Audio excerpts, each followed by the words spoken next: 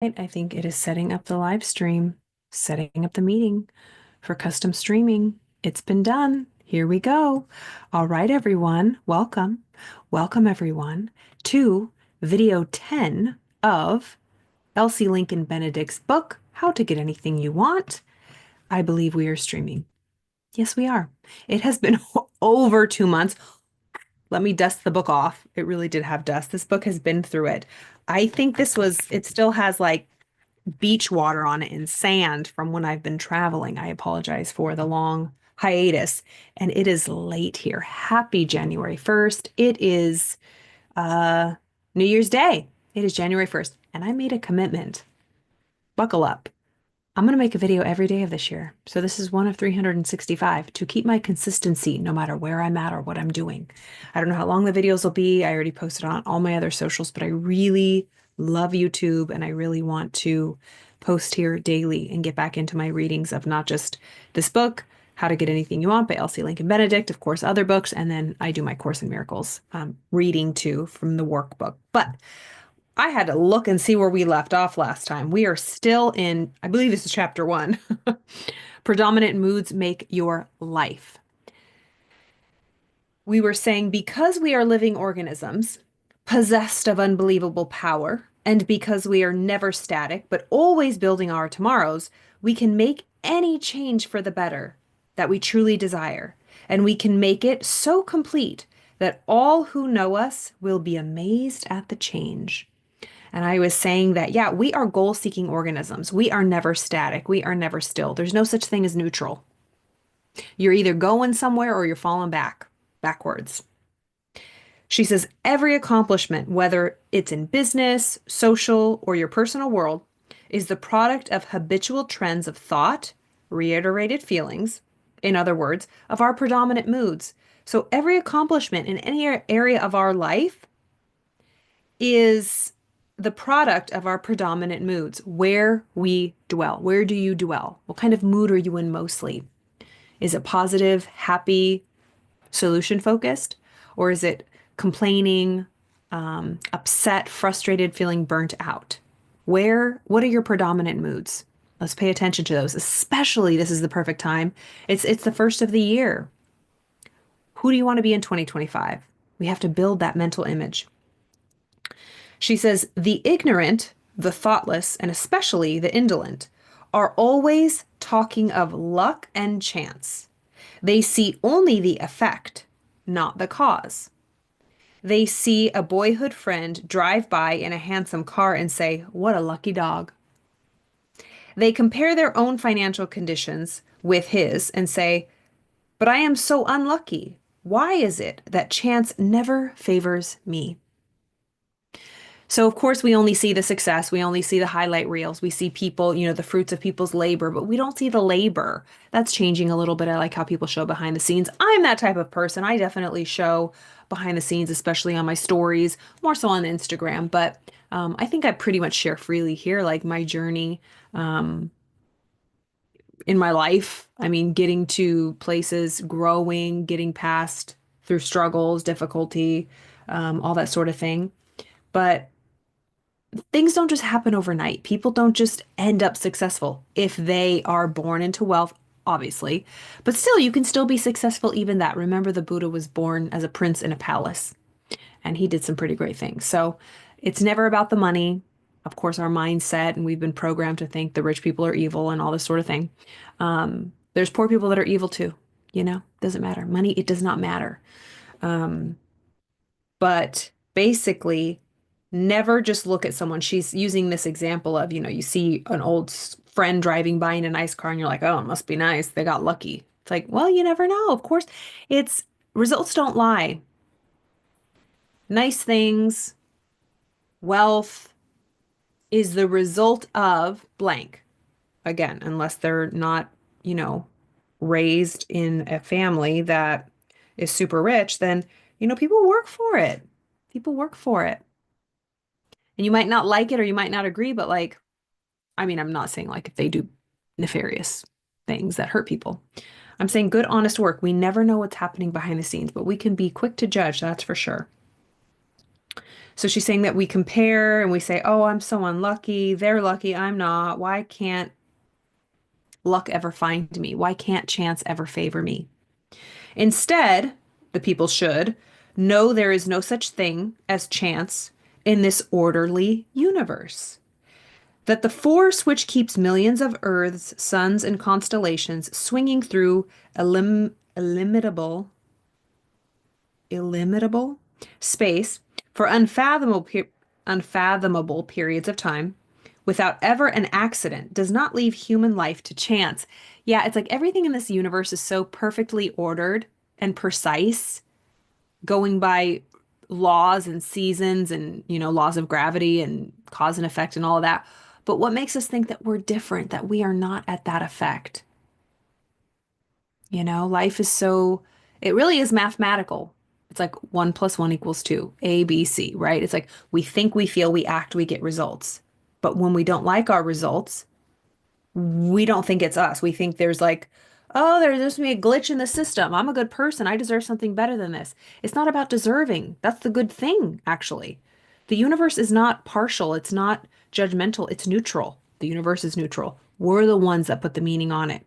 So we think, we feel, we act, we get results. Whatever we think and we put into our subconscious mind, it delivers. It's amoral. The subconscious mind is amoral. It will take any seed we plant in it. Any seed we plant in the subconscious mind. Let me see if I can get my, I have my famous drawings. Yes, it's right here. It's right here. Okay. So usually we look at this model, right? The stick person, we think, we feel, we act, we get results. We think with our conscious thinking mind. We feel with our subconscious emotional mind. We act with our physical body. And then we get results in our life. All right. But let's think of same stick person, but this thoughts are seeds. So in this conscious thinking mind, you like my feather pen? Our conscious thinking mind are like seeds. Every single thought is a seed, and it gets planted in the soil of our subconscious mind. And then we bear the fruit, right? You reap what you sow. As a man thinketh in his heart, so is he. By their fruits you'll know them. What seeds are you planting? Your mind, right? The stick person represents the mind. Your mind is a garden. Your thoughts are seeds. You can grow flowers or you can grow weeds. You can grow flowers or weeds or precious fruit or, nasty dead crop, right? Weeds. So your mind is a garden. Your thoughts are seeds. You can grow flowers or you can grow weeds. What are you planting in the garden of your subconscious mind? What thoughts are you thinking over and over? What kind of conversations are you having with your friends? What kind of music are you listening to? What kind of social media do you engage in? What kind of movies and TV shows do you watch? All the thoughts that you take in, especially repeated, get planted in the subconscious mind and it will show up in your life. I have a piece of skin here. Sorry. And you know what? You know what also? This is live, obviously. And one of my goals for this year is not only to post every day, but like I went to school for film and TV, right? Like I know how to edit. I love me some editing and some good transitions and pop-up words and real engaging stuff. Um, but number one, I don't have the time, and that was what was stopping me from making videos. And number two, like it's just not exciting for me. And yes, one day I'll outsource it, but like I'm not gonna let it stop me from reading. It's like I don't really need high edited videos right now. So we're just going all in. We're just bloopers and all. Whatever happens, happens, okay? Which is exciting because I'll just create without feeling like there's so much pressure. But anyways, okay. So only the ignorant, the thoughtless, and especially the indolent are always talking about luck and chance. They see only the nice cars and say, oh, they're so lucky.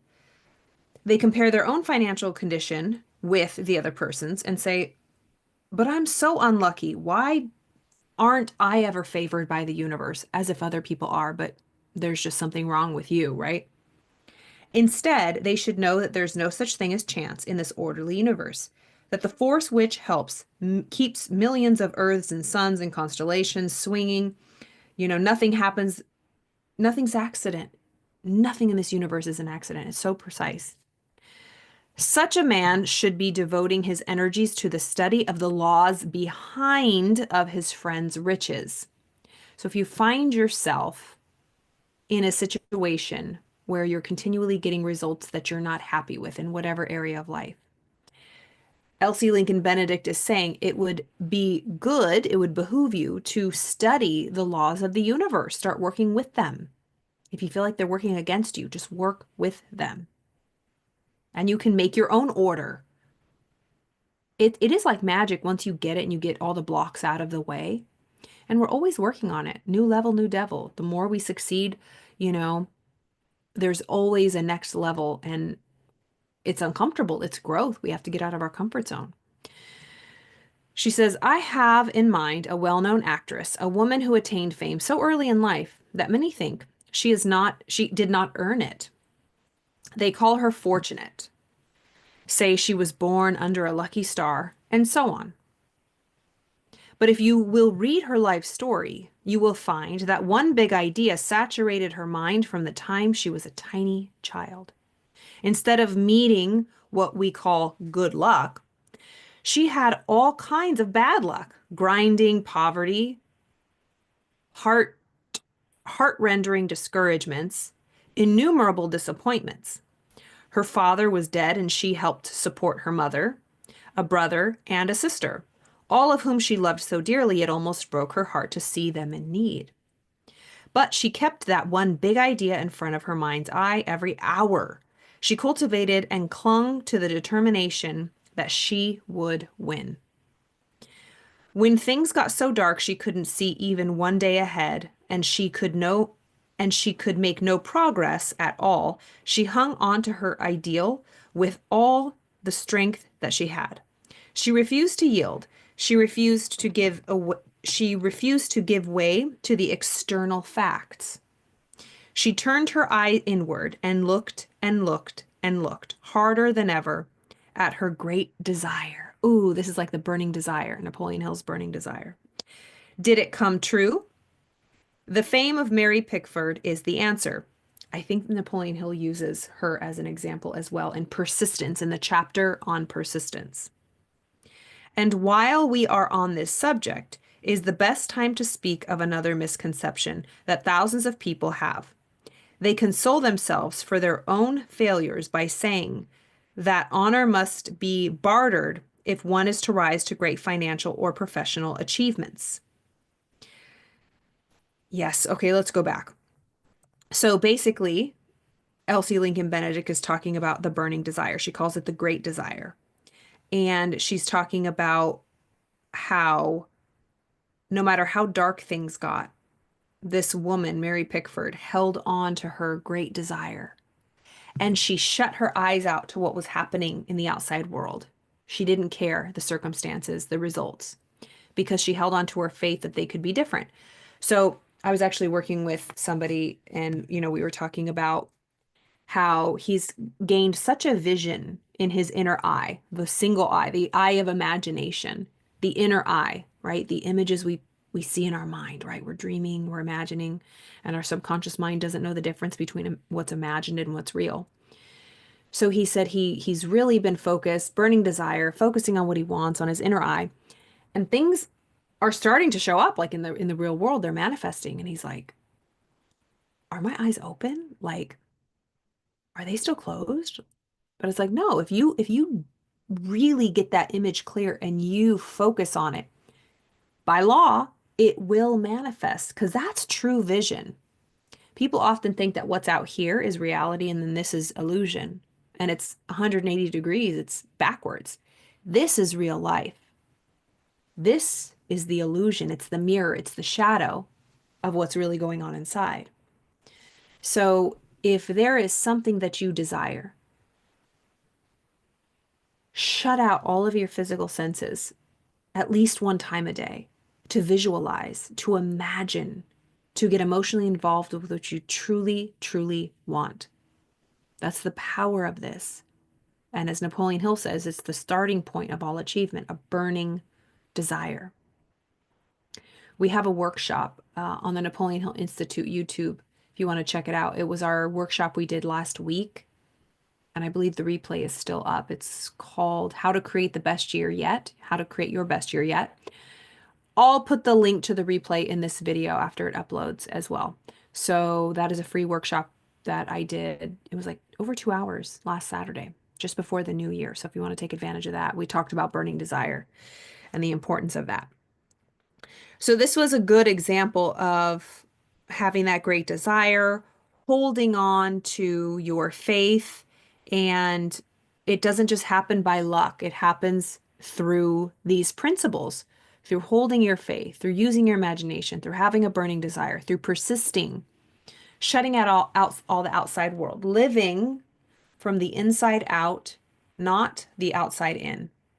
We are trained, the majority of people, 98% of people, are trained to live from the outside in.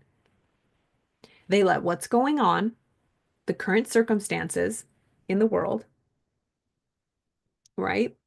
What they see with their physical eyeballs, the number in their bank account, the number on the scale, the physical image they see in the mirror, they allow that to dictate how they feel and think.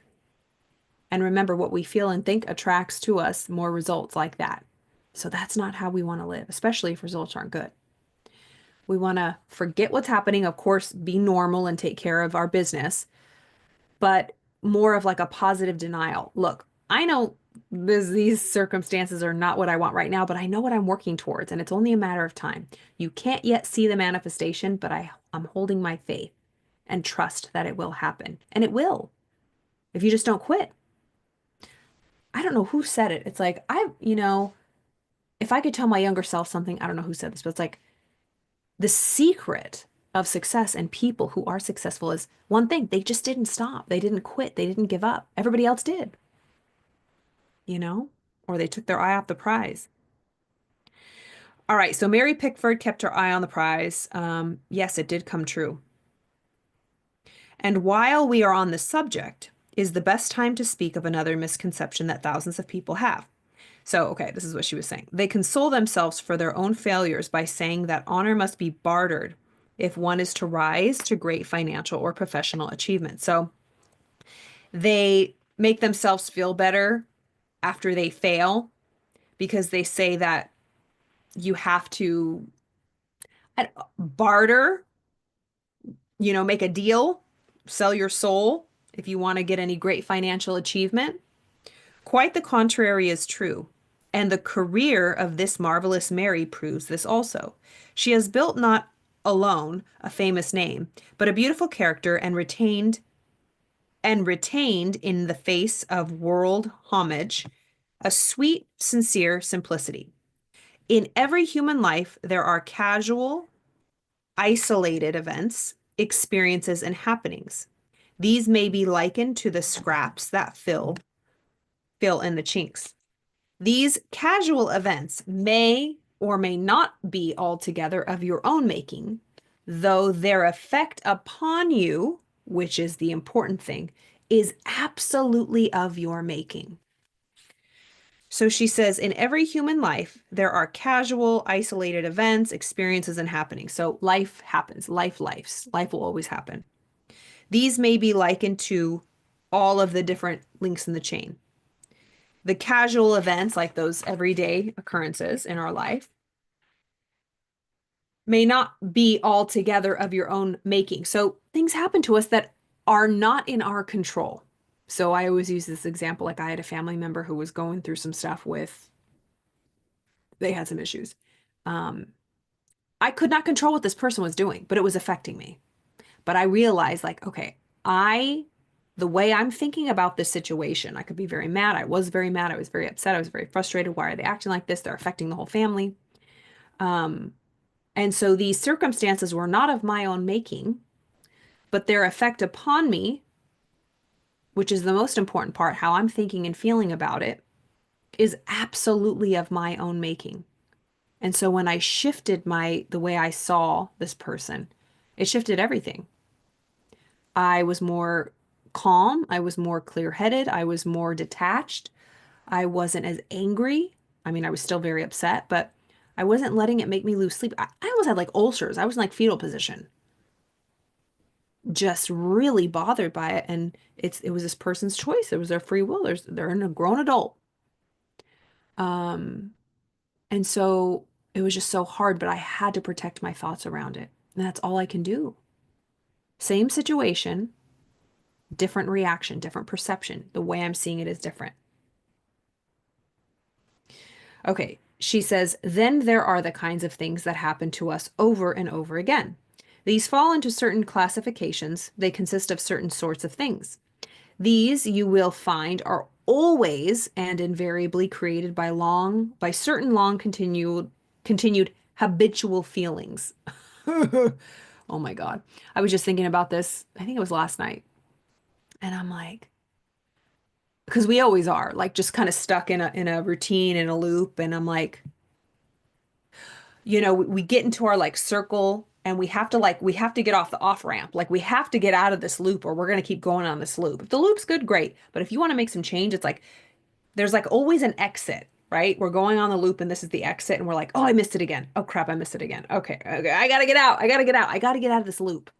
And that's kind of how I was feeling. I was like, things are good, things are great, but it's just like even in greatness, even in things, good things happening, you can get stuck in comfort and in conform and get, settled in and rest on your laurels, right? And if you want to keep growing and changing, you can't do that. You got to keep getting uncomfortable and making different moves and shifting because we are always growing into a new direction. Okay. So she says, oh, I'm on the wrong page. Okay. So the habitual feelings that we habitually keep feeling are going to keep getting us the same results unless we exit off that and get into a new pattern. They match, conform to, and exactly fit these habitual attitudes as a glove fits a hand. So, people say if the shoe fits, it's like every circumstance in our life, in every area of our life, fits like a perfect glove to the way we've been thinking and feeling about life, about ourselves. And so we don't attract what we want, we attract who we are, meaning who we're vibrating as. Oops, we're like electromagnetic beings. Our thoughts are electric that are being sent out, and our emotions are magnetic, and we draw to us what we sent out. And that's why it's so important to regulate your thoughts. We can't control our thoughts, but we can regulate our thoughts. And so I'm going to end right there because it is late, and I am doing this because I promised I would do a YouTube video every day, and I'm barely making it.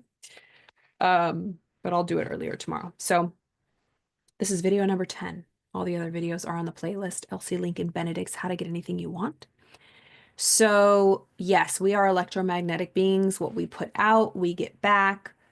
Thoughts are powerful. Thoughts are such a powerful force.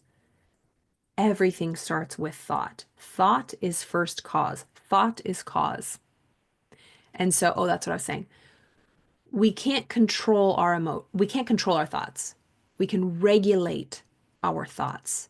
Meaning, you know how like regulating traffic, like directing traffic, like, okay, you go this way, you go this way. It's like when thoughts keep coming, it's like, okay, you go out, you stay in, you go out, you stay in. Nope, not today, Satan. Nope, I don't have time for that. Absolutely not. I reject, I unsubscribe to that thought. Thank you, bye. It's like we have to have boundaries with our thoughts and be vigilant and stand guard at our subconscious mind. Because remember, our subconscious mind, any seed we plant, the soil is going to take it and run with it and build either the fruits, the flowers, or the weeds. Guard this. Guard your mind.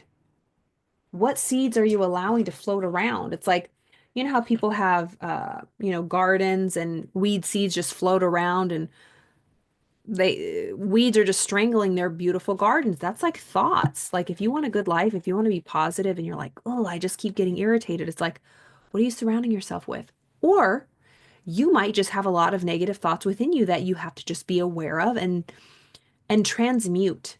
Look at them. Why are they there? What's the source of them? What's really going on? Doing that work and being honest with yourself and cleansing, like taking that fearless moral inventory. We can be addicted to our thoughts.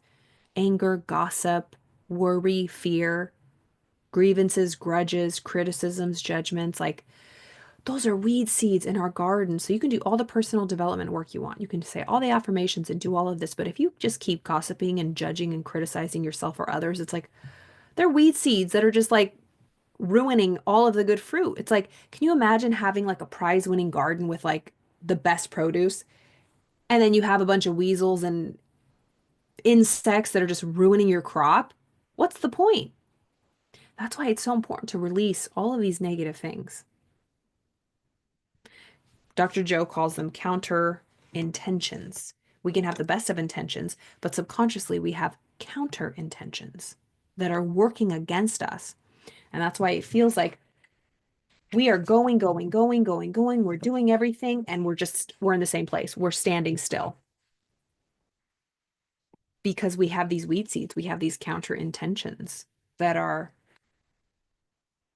like sabotaging us. So it's so important. Anyways, I am so happy to be back. I am tired. I'm going to tell you that much. But you know what? She showed up today. And I am so grateful for all of you who are listening. This is my favorite thing to do. Just read and talk and discuss. And I love reading your comments. And I'm so grateful. I think I just passed 1,500 subscribers, 1,500. And I have so many videos. I've been doing this for like, I don't even know how many years, 4 years now.